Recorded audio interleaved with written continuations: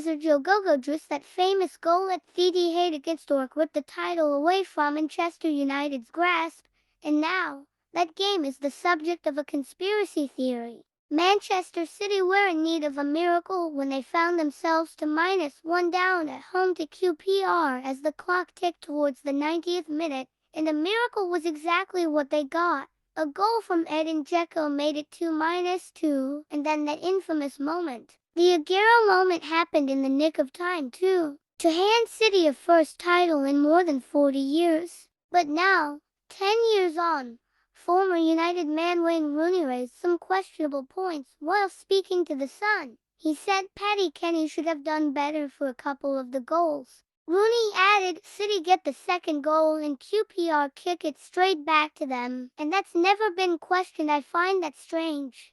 Dribble says celebrating after the game with the City players. But yeah, listen, it's a historic moment in the Premier League, so I'm sure that if you are not involved as a Manchester United player, that's probably one of the greatest moments in the league. Since his comments were made public, many fans have dug into the archive in search of the moments mentioned by the Derby manager. After Edin Dzeko's equalizer, there were still 3 minutes left to play. QPR took the kickoff and instantly kicked the ball out of play in the City half, allowing City keeper Joe Hart to quickly throw the ball to his defender Gail Clichy, who was then allowed to roam deep into the QPR half unshul. Although it took City another minute and a half to score the winner, having the ball kicked straight to you didn't benefit Roberto Mancini's men. Many fans jumped on the case, adding further fuel to the conspiracy theory. One fan said, nah, someone really has to explain why QPR just booted to them with 3 minutes remaining. How has this never been discussed? Another fan said, Vatsa might have a point, Yano. Even if you're wasting time, you'd go back to the keeper first.